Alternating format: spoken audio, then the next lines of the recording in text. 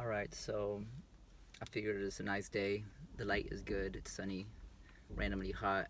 So I figured I'd come on here and talk about a couple things. Right now, I have a client in my studio, a Peerspace client, renting my studio for a photo shoot. It's like five young folks and a videographer or a photographer.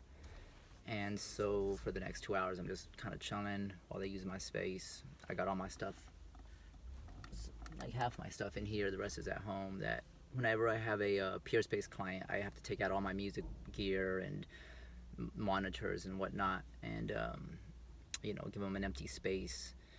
And it's always nice when I first show it to them. They always are so excited, and as soon as they walk in the room, they're just like, "Whoa, wow, this is amazing!" And so that's a nice feeling. I also have another client later, Peerspace client, randomly hit me up. Perfect timing too, because I already had the room empty for these clients. So I have another person doing a photo shoot in there in a few hours, in like 5 hours or so. So yeah, I'm just chilling in my car at Light Rail Studios, and yeah, I've been thinking a lot. For some reason, last night I couldn't sleep. I don't know what it was. It was super random. Maybe because I've been drinking this chai. Drinking a lot of chai lately. Maybe I need to cool it with the chai, but I like it. So yeah, I was also doing some mylaring, mirror mylaring of my car recently.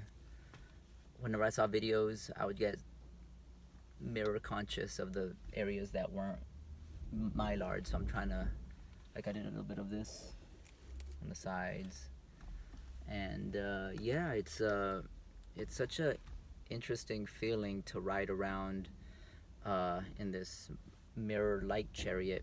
I think about the movie Space is the Place, Sun Ra. This 1974 movie made actually here in the Bay Area, made in Oakland. And Sun Ra comes from Planet Ray in his chariot, and it's like the most cool looking 70s practical effects you've ever seen. It's free on YouTube, so it's one of those movies that I just kind of have on frequently in the background and watch kind of frequently. Space is the Place. So I take a lot of inspiration from Sun Ra and his whole Afrofuturism philosophy and his music and just everything about what he represented. So yeah, I was thinking about a few things. I'm thinking about a lot of things recently, but one is it's interesting because I drive this Uber, and I drive this Prius, and most folks where I live think I drive for Uber. That's enough that I'm switching Prius for Uber because it's kind of rubbing off. It's not that it rubs off, but when I first got the car like 5 years ago, circa 2015, which is actually, even longer now, I guess. I did for a while. I wasn't very good at it. It was an interesting experience. I drove for Uber for like, I don't know, like 6, 7, 8 months maybe, and then I realized it wasn't for me. But in the time that I did, it was interesting. There was a few interesting things about it. Interesting in the sense that I learned about people in San Francisco and, from that side of things. And it was a trip because when I used to drive for them, for whatever reason, because these things just happen, every week or so, at least like once a week, I'd be watching like a YouTube stand-up comedy, and they'd make fun of like driving for Uber, or like it'd be in someone's rap battle diss. Like this one guy, he goes, it was like on the Wake Up Show. He's like, "I'm a rider, you're more like an Uber driver." I was like, it was funny. So I was like, "Oh yeah, that's funny." But the interesting one thing though was the people that I would pick up. Since I'm in San Francisco, it's you get some variety, but on the whole, it's gonna be people that live in San Francisco and work in San Francisco. So if they live here and work here, and this is pre COVID, it was interesting because like there were different kinds of people, but there was a certain, you know, style of folk that they'd get in and they'd be all friendly and bubbly and like chatty, and so I would chat back, and it'd be a pleasant thing, relatively pleasant, and you know, they'd ask me about me and what I like to do, and I tell them, oh, I do music, and yeah, I'm a performer, I'm a musician, and they would also, you know, oftentimes seem really enthusiastic, like, oh wow, that's so cool, yeah, you know, and they'd say, oh, when are you gonna play next? I'll come and I'll tell all my friends. And I remember I was thinking like, oh wow, oh yeah, totally. Oh, I play here play at Cafe Revolution every other Sunday, and oh, and I have this coming up, and you know, we'd exchange like Instagram or something like that, you know.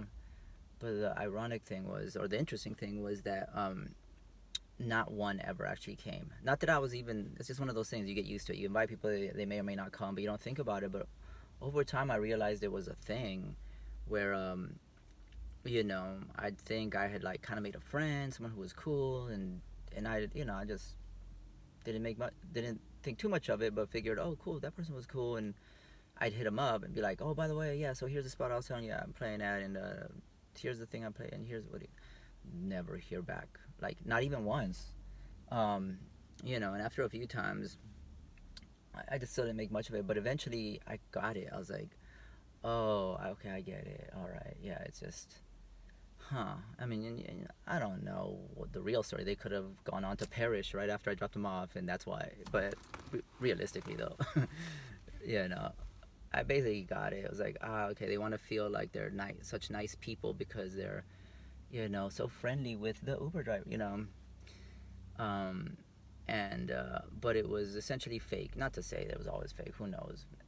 Whatever, you know. But that was interesting. I was like, wow, you know, like I meet people pretty easily, and so generally speaking, but in this context, where we were forced to meet each other, the ones that were friendly, it was a certain kind of fake friendly, or a very, you know, fleeting friendliness. It wasn't, you know, and again, this was in different times. It feels like a whole different world now because the times we're living in now, I can't even imagine. That job must really suck now, you know. I did it for a while, then I figured, okay, this is not how I want to use my energy. Let me just get my music thing together, and I know I can pull it off. And then thankfully, once Airbnb experiences became a thing for me, and Peerspace, that's what really liberated me, in the sense that I could just focus on my art and music. Just create the studio. If people want to rent it for photo and video shoots, you know, I have Peerspace getting me clientele, and then I do private concerts, shows for, you know, small, I say group, but really we're talking like 1 to 4 people. At the time it was just like 1 to 2 people, because I had a smaller studio. Now I do 1 to 4, but I still get mainly couples, you know. But now it's my saving grace, because now that venues, music concert venues have all been completely taken away from everybody, I randomly have this 1 to 4 person venue that was already set up for this, and I've been doing for years, this experience. So I mean, I was stoked before. Now I couldn't be more grateful to have this space, because if it weren't for this, I guess all you can do is live stream. But now that's all anyone is doing, and I don't know if it's just me, but I can never get that excited about someone's live stream, because it's still like, just go to their YouTube channel and see them play whatever. Just, if you know, it's like, it's kind of whatever. It's not real. I mean, it's real, but it's just more screen time, you know. And we're obviously moving into that screen time universe where everyone is just going to communicate on the screen. That's pretty obvious now, and it was obvious that we were primed for it by being introduced to it, 20 years ago, and then it ramping up, so that the last decade, no one can say they weren't familiar with it by the time it was made mandatory to only communicate on screens, only go to school on screens, only have lessons or classes or yoga or whatever it is people do on the screen. And you know, it occurred to me today. I was, as it does every day, because I live in San Francisco. I live in Bernal Heights, and my studio's in Bayview, so or in this warehouse district, tucked away in the Bay Shore area. Oh wow. Yeah, people are so scared. Like I see people walking with double masks on in the heat. I just can't even imagine. Can't even imagine, and they have like this scared look in their eyes. It's so bizarre. Um, yeah. This is really interesting. What's going on? I don't. I'm over even like complaining about it. I'm not even complaining. I'm just analyzing it, and I saw it coming a long time ago, and but it is what it is. But anyway, about the whole Uber thing, just to finish that off.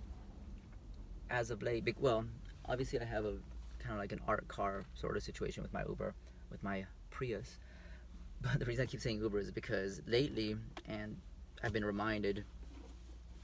So it turns out everyone where I live assumes I'm an Uber driver, right? And the reason is because I'm driving a Prius, but I don't look the part of like I look the part of like someone who drives for Uber but has a Prius because you know because they're an Uber driver. But in my case, that's not true at all because it's been like 5-6 years since I did, so it's not really relevant anymore. That whole thing. It's I do my art and my music, and it occurred to me that like I said, in my area, there's none of the people in my area talk to me, save for maybe a handful of people in my entire neighborhood will speak to me to be friendly and whatnot, which I really appreciate since it's so unheard of these days, especially. But I've noticed that each one all ask me how's Uber, do I still work for Uber, and even though it's been like 5 years, and every time I see them, I have to remind them that I don't. But and then I just change the subject. Oh no, I'm doing my Airbnb experiences and Peerspace and this that. But it's almost like they go back to, oh right, so Uber. I can just and I think another neighbor who never spoke to me. The reason I knew he thought I worked for Uber was because there was during the elections there was some bill regarding Uber, right? In the city, something, right? And he asked me, he's like, what do you think about this bill? You drive for Uber, right? And I was like, no. What's the bill? Oh yeah, I heard of that. Oh, it's the bill that da, da, da, da. And I was like, oh yeah, no, I haven't driven for them for a few years. It's like I don't take it bad, but and they don't, because they're not really thinking, but since I'm on the other end of that, I can kind of see what that's about, and I get it, like, and I'm not gonna act like it's the most terrible thing ever and so unheard of, or it's not an unreasonable assumption, I guess, and I get it. It's like, okay, guys like me with an Uber, it's probably with a Prius, probably because they drive for Uber, and yeah, I did for a bit, but it wasn't for me, and I moved on and realized, and thankfully, my whole art and music, I've been doing it long enough that I was able to figure out a way finally, which eventually was my saving grace and saved me from this dystopic nightmare where art and music are canceled and everyone has to just communicate via screen, and they just take it for granted that it's just for their own good versus that was always the goal, was to just move to society toward that, which is my perspective for sure.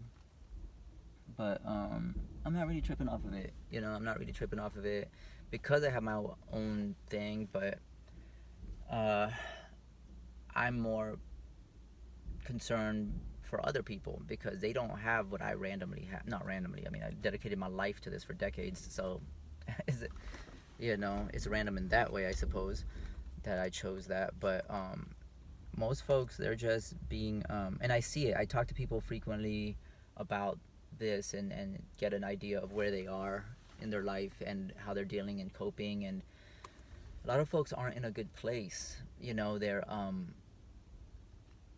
I do art and music 24/7, and that's what I shape my life around, and I share it, and I'm too busy to even but other folks don't have that, and now their jobs are various people feel various ways about how their stay-at-home version of their job is, and they can go days and days without even seeing another person in real life, or the only faces they see are petrified, masked up faces, especially in this city in San Francisco. And it occurred to me that today when I was driving by the park and I just saw a sea of masked faces and masked children, that these are for sure. I mean, San Francisco is the most expensive city in the country, so the people that can afford to live here, I found this correlation that I thought, first I thought, wow, these got to be kind of like the weakest kind of people humanity has to offer.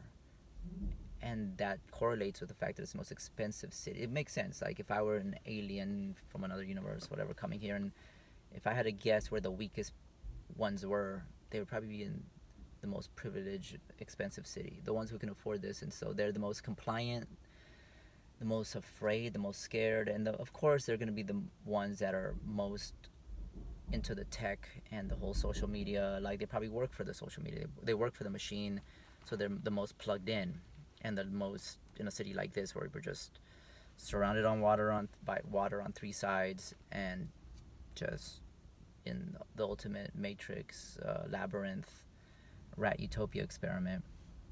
You know, it's they're all about the programming and the download, the social download, um, and that's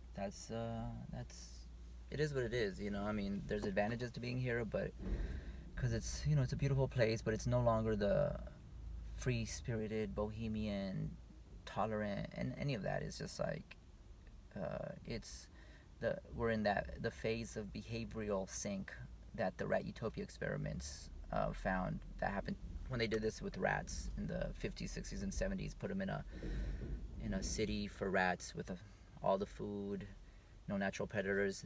You know, they